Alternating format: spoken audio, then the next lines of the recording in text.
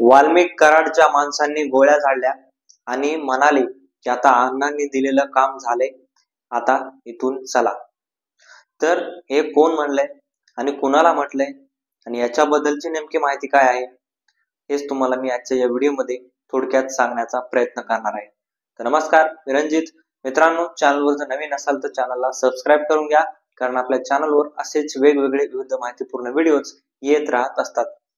तर मंडळी, वाल्मिक कराड असो किंवा सुदर्शन घुले त्यांच्या संदर्भामध्ये आपण बऱ्याच बातम्या बघितल्या आणि बऱ्याच प्रकारे कशा प्रकारे संतोष देशमुख प्रकरणामधून या सगळ्या गोष्टी बाहेर येत आहेत.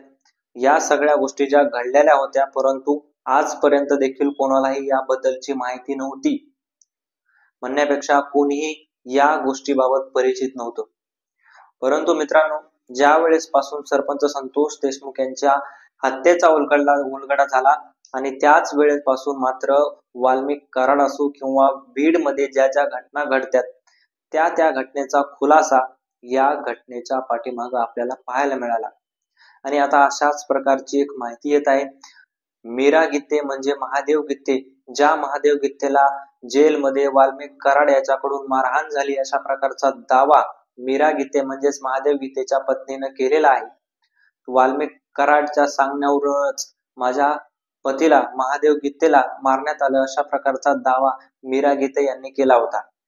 आणि आता अशातच मीरा गित्ते यांनी बापू आंधळे या सरपंचाच्या हत्येबद्दलचा नवीन खुलासा केला आहे. त्याच्यामध्ये त्यांनी असं सांगितलेलं आहे की वाल्मिक कराडच्या सांगण्यावरूनच बापू आंधळेची हत्या झाली, सरपंचाची हत्या झाली. कारण त्या दिवशी ज्या वेळेस वाल्मिक कराडचे माणसं बापू आंधळेला मारण्यासाठी आले होते त्यावेळेस माझ्या पतीला सुद्धा एक गोळी लागली आणि ती ज्या वेळेस गोळी लागली त्यावेळेस माझे पती म्हणजे महादेव गित्ते हे खाली बसले आणि ज्या वेळेस ते खाली बसले त्यावेळेस बापू आंधळे यांना गोळी झाडण्यात आली आणि त्यांचा खून करण्यात आला. आणि त्याच वेळेस एक जण त्यांच्यातून म्हणाला की आता हे काम आपलं काम झालेलं आहे, अण्णांनी सांगितलेलं काम झालेलं आहे, आता इथून निघायला हवं. म्हणजे सरपंच संतोष देशमुख यांची जर हत्या झाली त्यानंतर आता बापू आंधळेची जी हत्या झाली होती त्याच्याबद्दलची आता धक्कादायक माहिती पुढे येत आहे. कुठंतरी याच्यामध्ये सत्यता काय आहे आणि मीरा गित्ते म्हणजे महादेव गित्ते, जो महादेव गित्ते असो किंवा सुदर्शन घुले वाल्मिक कराड यांच्यामध्ये जोरदार मारहाण झाल्याचा दावा केला जात होता. बीडच्या जेलमध्ये हे सगळं घडलं होतं असं सांगितलं जात होतं. परंतु बीड जेल प्रशासनाने असं सांगितलेलं आहे की अशा प्रकारची कुठलीही मारहाण झालेली नाही आणि सरपंच संतोष देशमुख या प्रकरणामध्ये जे आरोपी बीडच्या जेलमध्ये कैद आहेत त्याच्यामध्ये कुठेही हाणामारी किंवा कुठेही बाचाबाची झालेली नाही असं जेल प्रशासनाकडून माहिती देण्यात येत आहे.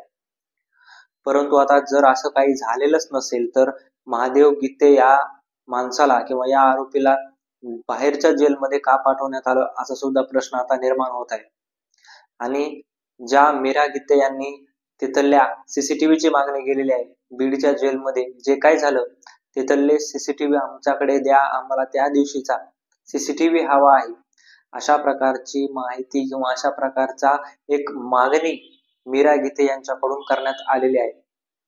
आणि त्या सीसीटीव्ही मधून नक्कीच पुढे येईल की आता महादेव गित्तेला नेमकी मारहाण कशा प्रकारे झाली किंवा या सगळ्या गटामध्ये तटामध्ये कशा प्रकारचे भांडण नेमकं झाले होते आणि भांडण का झाले होते, कशावरून झाले होते, ही संपूर्ण माहिती त्या सीसीटीव्ही मधून जर पुढे येईल.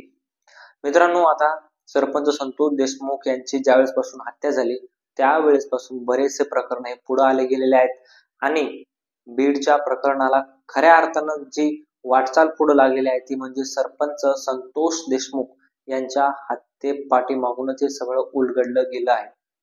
कारण बघू शकतो आपण की ज्या वेळेस पासून हत्येच्या बातम्या आल्या त्याच वेळेपासून पुढं ज्या काही कारनामे आहेत जे सुरेश दसांनी उघड केले, सुरेश दस जरी आता गप्प असले तरी सुद्धा त्या काळामध्ये ज्या काळात संतोष देशमुख यांचा खून झाला होता आणि कुठंतरी एक महाराष्ट्राला चटके लावून हे सगळं खून प्रकरण गेलं होतं, त्या काळामध्ये सुरेश दसांनी जे काही प्रकरण बाहेर काढले होते, ज्या काही हत्येचा उलगडा केला होता आणि परळीमध्ये असो किंवा बीडमध्ये असो कशा प्रकारे हे सगळं घडलं होतं त्यावेळेस सुरेश दसांनी हे सगळं सांगितलं होतं. मित्रांनो, आता मीरा गीतेंनी जे खुलासे केलेत अतिशय धक्कादायक आहेत. बापू सरपंच आंधळे यांची जी हत्या झालेली आहे ती वाल्मिक कराड याच्या सांगण्यावरून झालेली आहे किंवा वाल्मिक कराडच्या माणसांनी केलेली आहे, अशा प्रकारचा दावा हा मीरा गीते यांच्याकडून करण्यात आलेला आहे. मित्रांनो, आता तुम्हाला काय वाटते या सगळ्या प्रकरणाबद्दल आणि बापू आंधळेच्या हत्येबद्दल आणि बीडच्या या प्रकरणाबद्दल? तुमचं मत कमेंट मध्ये नक्की सांगा आणि हो, भेटूयात नवीन व्हिडिओ मध्ये. तोपर्यंत धन्यवाद.